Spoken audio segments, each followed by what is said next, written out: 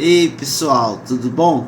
Então, passando aqui, né, para falar sobre recuperação de dependentes químicos. Vou abrir aqui algumas reflexões sobre o nosso programa de tratamento e algumas observações, porque a comunidade terapêutica ela trabalha de portas abertas. O nosso projeto Lar Canaã tem uma dinâmica diferente de outras comunidades. Nosso projeto, Lar Canaã de Birité, trabalha de portas abertas e quero fazer esse vídeo para falar sobre algumas dinâmicas de tratamento muito interessante aqui no Lar Canaã.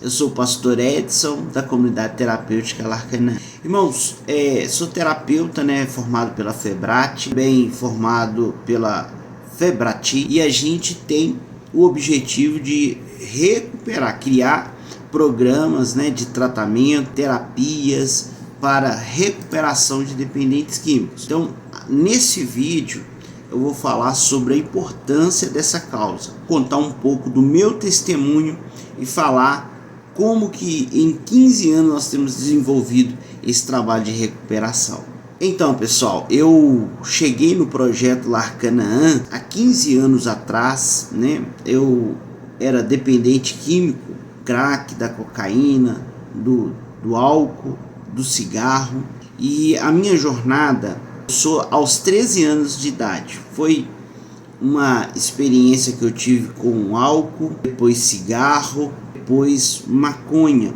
e logo em seguida, quando chegou o crack, a gente acabou se assustando, a proporção e a violência que o crack chegou, muitas famílias, muitas pessoas ali perderam a vida, fez um transtorno social muito grande. E naquela época eu morava no Cabana. Eu sou nascido e criado no Cabana, e meu pai até hoje mora lá no Cabana. Meu pai tem lá um comércio. E eu lembro que quando eu passei pelo álcool, pela maconha, pelo cigarro, quando eu usei o crack, foi uma destruição na minha vida. Eu lembro que antes do crack eu usava cocaína. A cocaína ela não causava tantos problemas sociais. Eu era borracheiro, trabalhava em oficina mecânica, e eu me lembro que nessa época eu fui morar, bem dizer, dentro da oficina. E quando eu fui morar nessa oficina, foi meio que uma desculpa, porque infelizmente essa situação com as drogas ela tinha piorado. Morei 2 anos na oficina. Esses anos foram muito difíceis, fiquei pelas ruas, infelizmente, eu tive contato com a Praça Raul Soares, na época que as crianças eram consideradas pivetes, ficavam ali tomando banho ali na Praça da Raul Soares, e eu fiquei ali, não fiquei muito tempo, mas passei pelo centro, cheirei cola, sofri muitos anos nas mãos dos vícios, principalmente do crack, A cola, os outros vícios, eles eram subsequentes, o que me levou mesmo à dificuldade social com a minha família, o que levou mesmo a ter problemas de saúde, problemas sociais, foi o crack. E quando eu comecei nessa luta, com as drogas, a minha família não suportou, Eu lembro da época que meu pai, ele trabalhava no centro, e eu ia para a porta da empresa dele dormir na porta da empresa dele para ele me dar dinheiro, Os meus parentes ficaram com medo de mim.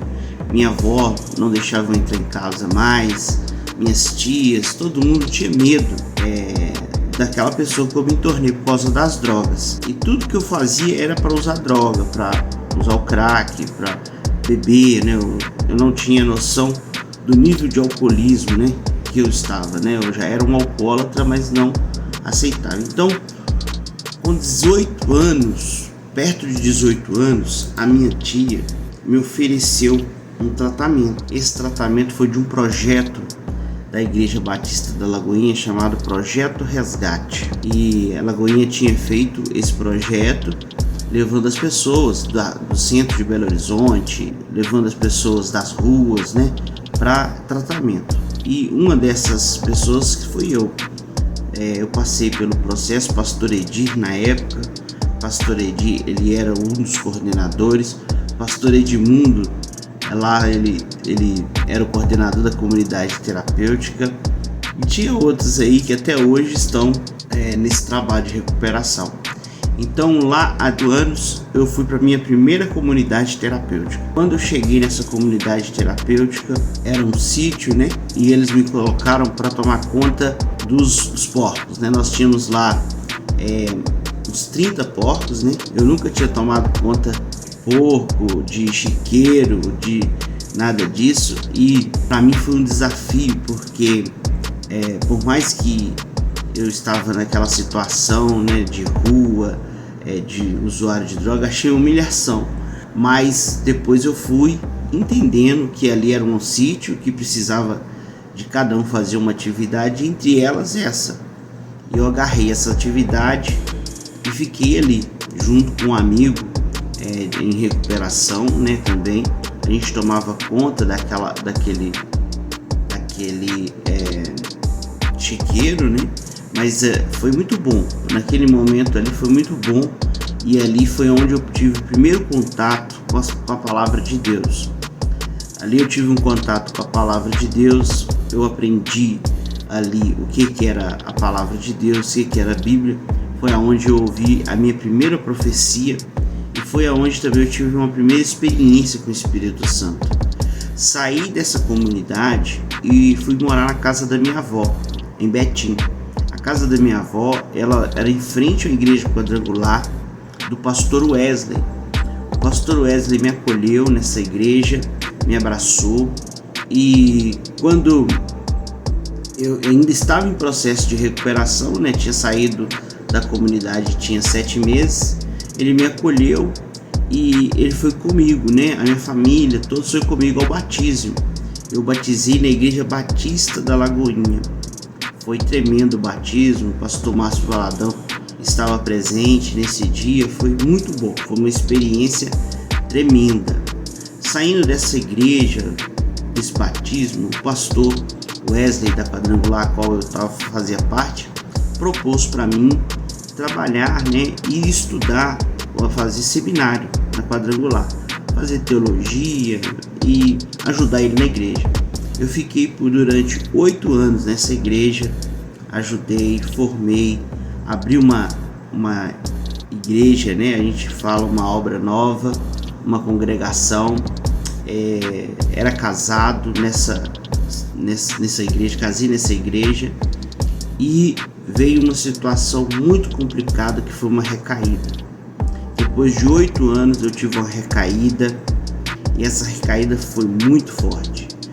Quando eu recaí, mesmo sendo um líder da igreja, mesmo ajudando as pessoas à frente do trabalho, tendo a minha congregação, foi um desespero, porque a igreja tentou me ajudar, minha família tentou me ajudar, mas infelizmente eu fui parar nas ruas.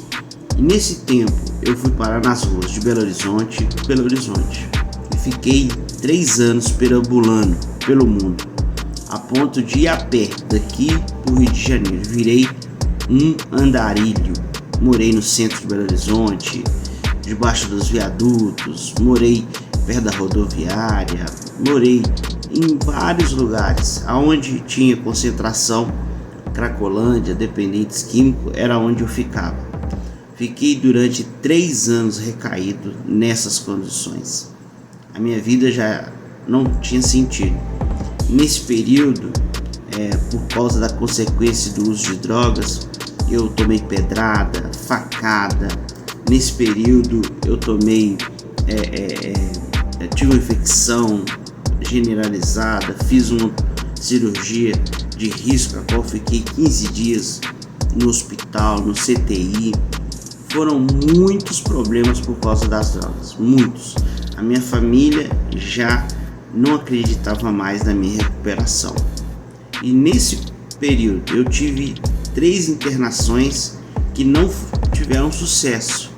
Primeiro, por causa da negação. Eu negava que era um doente, um dependente químico. E segundo, que era aceitar o programa de tratamento. Foi muito difícil aceitar o programa de tratamento.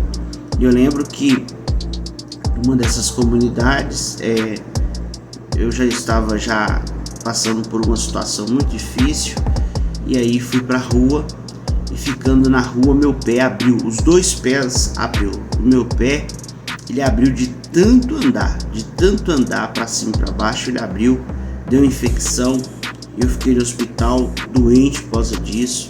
E teve um dia à noite que eu lembrava da comunidade Larcanã, tinha acabado de abrir e tinha um amigo meu lá, ele até me chamou para ir, mas eu acabei indo, mas não ficando. E meu pé muito doendo, eu tava com febre na rua, sem conseguir andar, né? Acho que foi a experiência assim, de não conseguir andar, porque a droga você tem que andar atrás dela, né? Você tem que fazer o corre, né? E eu sempre fui de fazer o meu corre. E eu lembro que meus pés abertos, eu lembrei da comunidade, era 3 horas da manhã, quando eu cheguei no Lar Canaã.